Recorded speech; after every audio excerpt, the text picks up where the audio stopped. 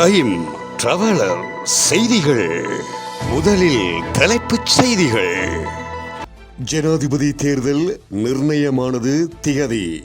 காணி மாஃபியாக்களுடன் அதிகாரிகளும் தொடர்பு. மன்னாரில் மக்கள் போராட்டம். நீரில் மூழ்கிய நிலையில் தாய், 2 பிள்ளைகள் சடலங்களாக மீட்பு. ஜோ பைடனின் இடத்துக்கு ஜனாதிபதி வேட்பாளராக கமலா ஹாரிஸ் நியமனம். தொடர்வென விரிவான செய்திகள். ஜனாதிபதி தேர்தலை நடத்துவதற்குரிய திகதி தீர்மானிக்கப்பட்டுவிட்டது எனவும் அது தொடர்பான அதிகாரப்பூர்வ அறிவிப்பு இவ்வார இறுதிக்குள் வெளியிடப்படும் என்றும் தேர்தல்கள் ஆணைக்குழு உறுப்பினர் ஒருவர் குறிப்பிட்டிருக்கின்றார். தேர்தல்கள் ஆணைக்குழுவின் உறுப்பினர்களுக்கிடையிலான விசேட கலந்துரையாடல் ஒன்று நாளை புதன்கிழமை தேர்தல்கள் ஆணைக்குழுவில் நடைபெற இருக்கிறது. இந்த கலந்துரையாடலின் போதே ஜனாதிபதி தேர்தல் திகதி தொடர்பான அதிகாரப்பூர்வ அறிவிப்பை விடுக்கப் போகும் திகதி தீர்மானிக்கப்பட இருக்கிறது என்றும் தெரிய வருகிறது.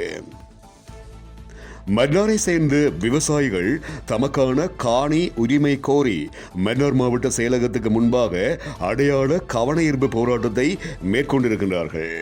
மாந்தை மேற்கில் இருக்கின்ற சோழ மண்டலம் குளத்தின் கீழ் 30 வருடங்களுக்கு மேலாக அரசாங்க அனுமதியுடன் விவசாய செய்கையில் ஈடுபட்டிருந்த அந்தோனியார்புரத்தை சேர்ந்த மக்களுக்கு தலா 2 ஏக்கர் காணி வீதம் வழங்குவதாகவும் அதன் ஊடாக வாழ்வாதார செயற்பாடுகளை முன்னெடுக்க உதவுவதாகவும் அரசாங்கத்தால் தெரிவிக்கப்பட்டிருந்தது. இந்த வாக்குறுதியை அடிப்படையாக கொண்டு மக்கள் எந்த ஒரு காணி ஆவணங்கள் இன்றி பல வருடங்களாக அப்பகுதியில் வாழ்வாதார செயற்பாடுகளை முன்னெடுத்து வந்தனர். சில வாரங்களுக்கு முன்பு அந்த காணிகளை அந்தோனியார்புரம் மக்களுக்கு வழங்காது வெளிநாட்டை சேர்ந்தவர் உள்ளடங்களாக மன்னார் மாவட்டத்தை சாராத வவுனியா மற்றும் கொழும்பை சேர்ந்தவர்களுக்கு வழங்குவதற்கு ஏற்பாடுகள் மேற்கொள்ளப்பட்டிருந்தன. இதை எதிர்த்து மக்கள் நேற்று போராட்டத்தை முன்னெடுத்தனர். அந்த காட்டை வெட்டி நாங்க துப்பர் வாக்கினோம்.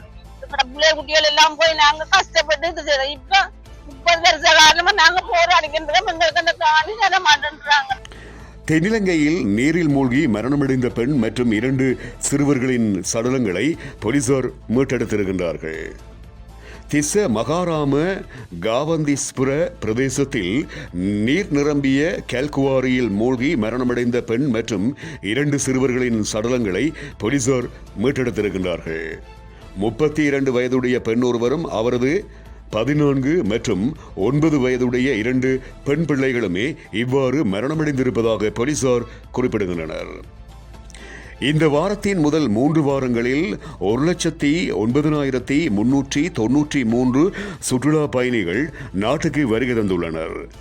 இலங்கை சுற்றுலா அபிவிருத்தி அதிகார சபை வெளியிட்டிருக்கின்ற புதுப்பிக்கப்பட்ட தரவுகளுக்கு அமைய இந்தியாவில் இருந்தே அதிகளவான சுற்றுலா பயணிகள் வருகை தந்துள்ளனர்.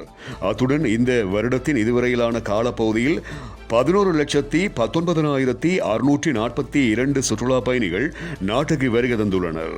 இந்தியா, ரஷ்யா, பிரித்தானியா, ஜெர்மன், சீனா மற்றும் பிரான்ஸ் ஆகிய நாடுகளில் இருந்து அதிகளவிலான சுற்றுலா பயணிகள் வருகை தந்திருப்பதாக இலங்கை சுற்றுலா அபிவிருத்தி அதிகார சபை குறிப்பிட்டிருக்கிறது. இலங்கை அரசாங்கமானது இவ்வருடத்தின் ஜனவரி மாதம் 1ஆம் நாள் முதல் ஜூன் மாதம் 30ஆம் நாள் வரையிலான 6 மாத காலப்பகுதியில் 4,981 பில்லியன் ரூபாய் கடனை செலுத்தியிருப்பதாக நிதி ராஜாங்க அமைச்சர் செகான் சேமசிங்க குறிப்பிட்டார்.